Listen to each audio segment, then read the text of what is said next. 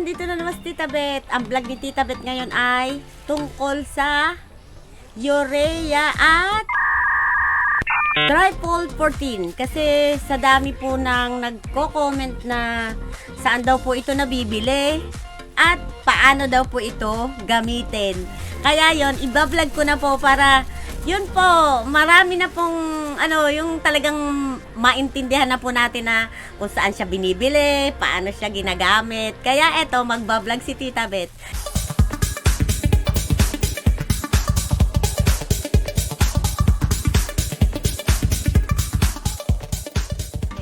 Eto po ang urea at 1414. Ganyan po sila. Oh.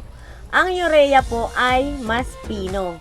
At yung 1414 po ay mas malalaki ang butil. Yan po ang urea at 1414.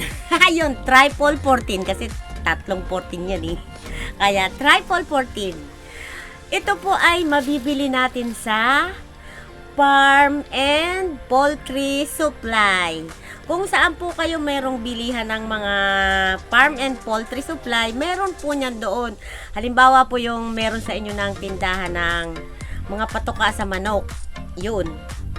Meron po sila ng tinda ng ganito, ng urea at 1414. Kaya doon po kayo magtanong. At meron po silang tinda ng ganito. Eh, hindi ko lang din po alam yung iba baka. Pero kalimitan doon po talaga ito nabibili. Sa tindahan ng mga patoka ng manok at saka yun yung mga tindahan ng mga gamot sa halaman. Yan, magkakasama po silang tinda. Ito pong Tripol 14 at urea. Yan po ang fertilizer natin. At talaga po namang napakabisa sa halaman. Ang ating urea at Tripol 14. Ang ating Tripol 14 nga po, ito po yung ginamit ni Tita Bet sa Aglonema. Ngayon lang naman po ako gumamit nung dumi ng rabbit kasi yon, nagkaroon nga ako nung rabbit. Pero yung talaga po, di ba, may vlog tayo na kung ano yung ginamit kong fertilizer. Talaga pong Tripol 14 po ang nilagay doon ni Tita Bet at dilig-dilig ng hugas bigas at hugas isda. At ang akin naman pong si Mayana ay talaga naman pong si urea ang ginamit ni Tita Bet doon. Kaya po yon, ang lagay naman ni Tita Bet sa urea niya, sa Mayana niya ay 2 beses sa isang buwan. Ang paglalagay po ni Tita Bet ng urea ay 2 beses sa isang buwan. At ito naman pong Tripol 14, kapag po natin ito ay ginamit sa ating halaman, ay ito po kasi hindi ito madaling matunaw. Kaya po, pwede po siyang titingnan natin kung tunaw na, saka na lang tayo uli maglagay. Kasi sa ibabaw lang naman po natin yun nilalagay. Kaya po, ang sunod na gagawin natin ngayon ay ituturo ni Tita Bet kung paano po ang paglalagay nito sa ating mga halaman. Kaya po, ayan, maglagay na tayo kung paano maglagay ng ating mga fertilizer. Ito po ang ating urea. Ito po ang itsura ng urea. Para po siyang betchin. Medyo malaki naman siya sa betchin. Pero ganito po siya kaliit. Yaan. Tapos po ang paggagamit po natin ito ay sa isang timbang tubig. Ito pong aking timba, hindi ko pinuno. Kasi po, ang timba ko ay malaki. Kasi yung sa pintura ito sa pintura, yun. Tawag dito, balde ng pintura. Kaya malaki po ito. Kaya po kung ang balde natin ay yung regular na balde, kaya hindi ko po pinuno. Lalagyan po natin ito ng 2 kutsara. 2 kutsara ng urea sa ating tubig. 1, 2. Ganyan lang po ako maglagay. Tapos po, hahaluin natin yon hanggang sa matunaw. Ito po ay pwede nating pandilig. Ito po ang isang paraan ng paglalagay ng fertilizer na urea sa ating halaman. Pwede po siya sa tubig. Tutunawin natin ng ganito.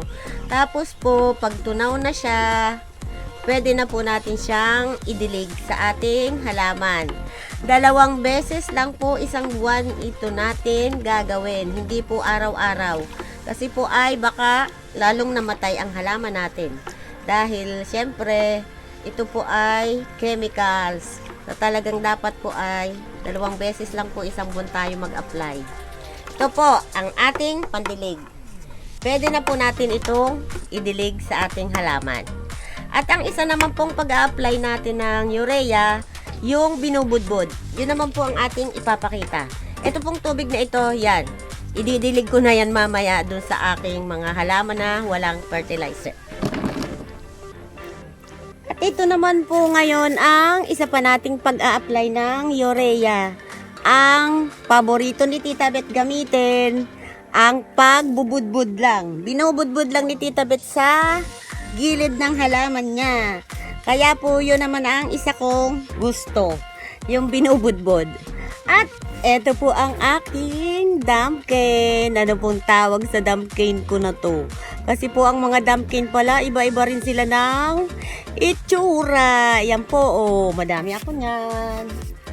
Tapos ito po yung isa, ito yung ano na to ano po ang tawag dito? Ito yung talagang dating dumpkin na nakikita natin na talagang madami. Yan. Hindi ko po alam tawag nila. Parehas sila magkaiba. Kaya po kung alam nyo na naman, pakisabi naman po kay Tita Beth kung ano ang pangalan nila. Pero dumpkin yan. Kaso lang po, iba-iba rin nga po ng tawag, di ba po? O, yan na. Maglalagay na po tayo ng, urea. Ang tawag ni Lola sa lalagay na ito, isang kurot. Ganyan lang po ako maglagay ng urea. Talagang kunting-kunti. Tapos, ito po yung halaman. Budbud lang po natin sa gilid. Gilid-gilid ng halaman. Yan. At pagkalagay po natin ng ganyan, ay didiligan na po natin ng tubig. Ng tubig, syempre. Kaya po yun. Pero halimbawa po, marami kayong lalagyan ng halaman. Pwede naman po kapag tapos nyo na lahat sila lagyan, bago na lang po kayo magdilig sa kanila. Pero ang dilig nyo po, konti lang po, yung hindi aagos. Ganyan lang. Talagang parang babasain nyo lang na matunaw. Hindi ko po nilulunod na aagos yung tubig. Kasi kung aagos yung tubig, ay malamang aagos na rin yung fertilizer natin. Kaya po ako, ganyan lang din po ako magdilig, konti lang. Yung mababasa ko lang talaga yung fertilizer na natunaw kasi mabilis lang po ito matunaw. Yan, ganun po ako maglagay, maglagay at magdilig kapag ako ay naglagay ng fertilizer. At ganun din po, pareho din po dun sa tinutunaw, ay 2 beses lang po isang buwan tayo maglagay. At ito naman po ang ating Tripol 14. Ayan po ang Tripol 14. Oh, mas malalaki po ang butil ni Tripol 14 kesa kay urea. Pag naman po kayo bumili ay pag sinabi nyo na po yung pangalan na urea at Tripol 14, alam naman na po yan ng tindahan. Kaya hindi naman po kayo malilito. Ibibigay po sa inyo yan ng tama.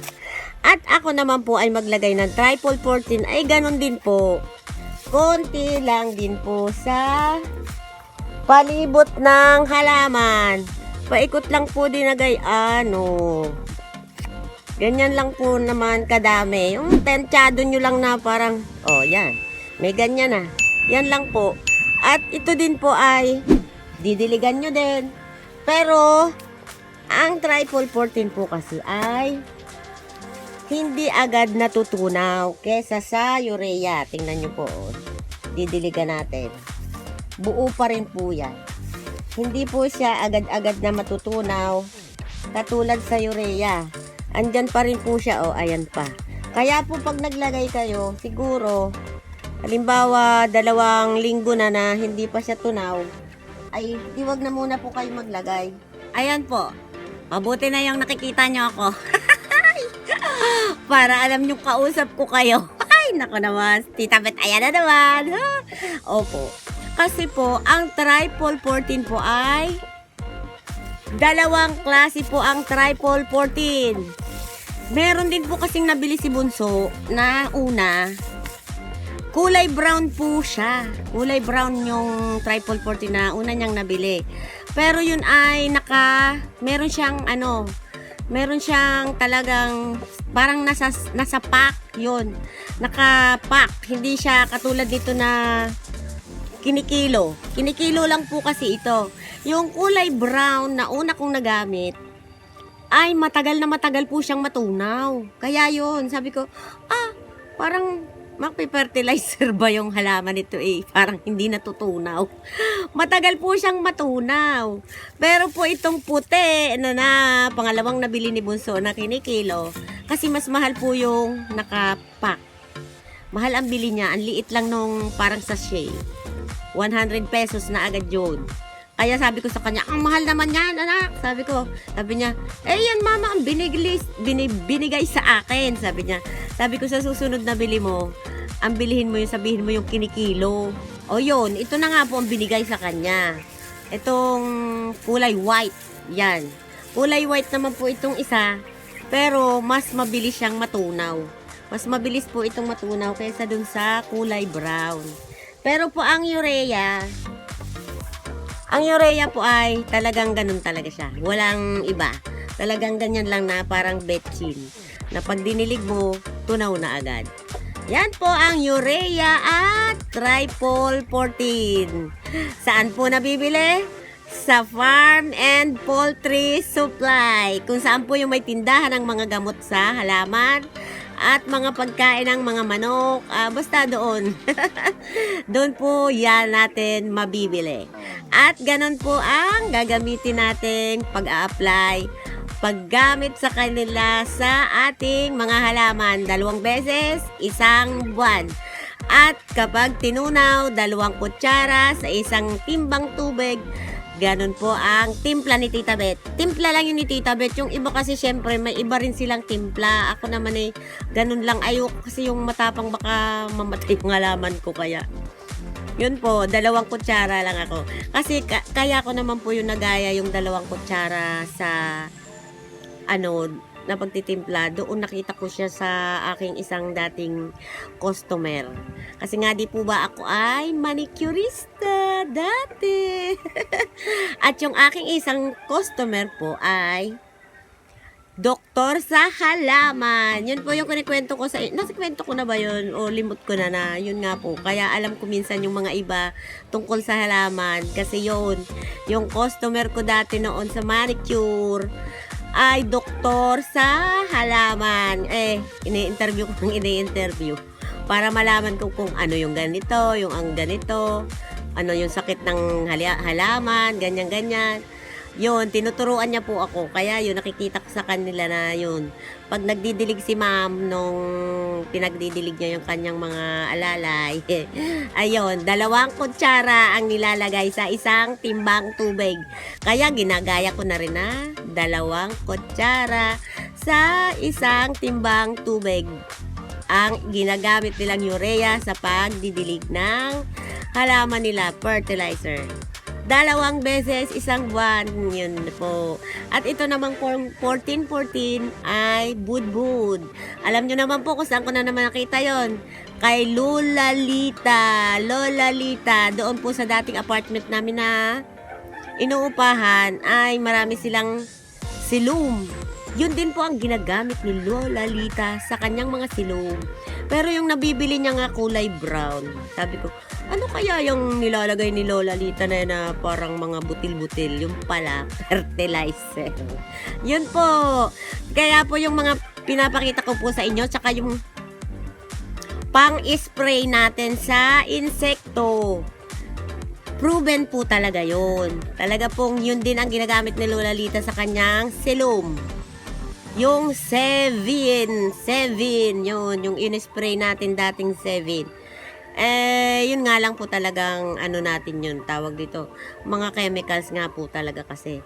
Pero po yung una nating pang-spray na, ano pa yun, yung baking soda, proven and tested ko din po yun. Kaya po, bahala na lang po kayong pumili kung alin sa dalawa ang mas gusto ninyong gamitin. Eto, nung nagpa-spray po ako sa asawa ko ng 7, talagang nawala ang mga pesteng nangangain ng halaman ko. Kaso nga po, ang pumalit naman ay yun.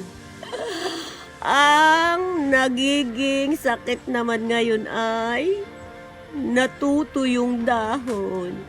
Kaya po yun, mayroon na naman akong susubukan at nag-research na naman ang anak ko.